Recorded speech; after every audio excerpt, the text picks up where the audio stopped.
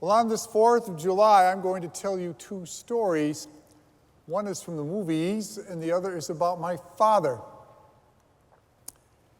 If you're familiar with the Marvel series and the Avengers, I hope some of you are. If not, talk to your kids and grandkids. I'm sure they are. They're interesting. One of the characters in the movie is Captain America. If you're familiar with Captain America, he was given a procedure and turned into this Superman-type character and was very popular in the comics in World War II. But his character in the movies is he has this big shield and he fights part of Nazi Germany until he's frozen in the earth somewhere, and then they melt him generations later. Interesting character. He's important. If you know about him, I don't have to explain it, but it's worth looking up. And in the particular movie, The Avengers, that I'm referring to you, the bad guy's name is Loki. Loki is not from Earth, he's from another planet, and he's going to lead an army from another world to take over the Earth. And the scene, if you're familiar with the movie, is very important. I think it's the best scene in the movie. Loki goes to Stuttgart, Germany, and he creates a scene. And in this scene, he has all these people, he makes them all bow before him. And he says, "Isn't this your natural state? The illusion of freedom just disappoints you. Your natural state, your true happiness is found in obedience," and makes them all kneel. And this one old German guy stands up. Now, if you look at his age, he probably remembers World War II from his childhood, because he's a pretty old guy. And he stands up, and he looks at the man, Loki looks at this old man. The old man says, "I will not bow before a man like you." And Loki says, "There are no men like me." The old German says, "There's always men like you. Always men like you." Keep that in mind. That's just from the movies. It's a movie. It's a good movie, worth watching. But that line always struck me. There's always men like you. Now let me tell you a true story about my dad. My dad was in World War II. He landed on Utah Beach, and he was a sergeant. He got a particularly interesting assignment.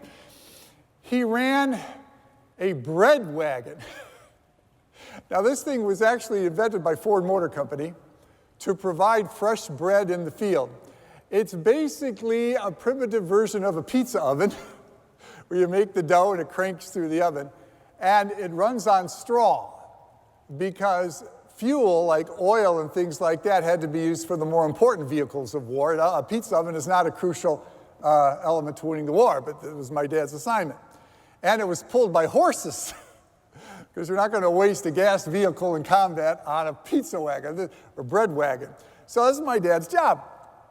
Well, it's in Belgium, and the front is very fluid. The front is moving very fast. And my dad's in this forested area with his platoon that's running this, and they're out of straw.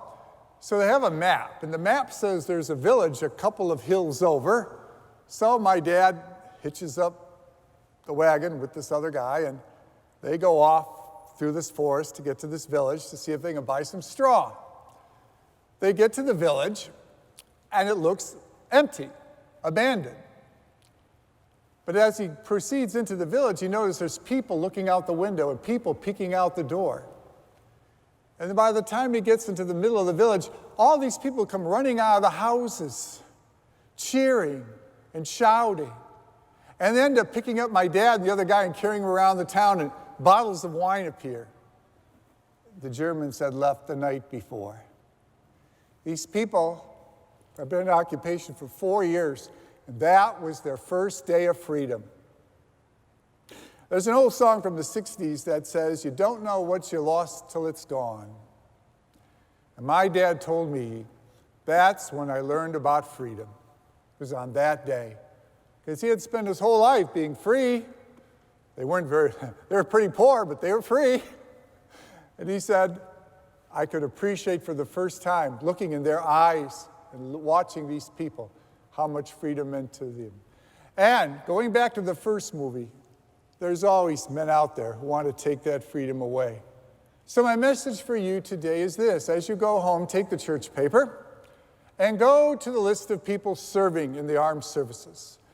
Because the only reason you're going to be able to enjoy your barbecues and your pools and when your family get-togethers and to have a good time is because there are young men and women with the uniform on out there from Korea to Alaska to Germany to the South Pacific somewhere.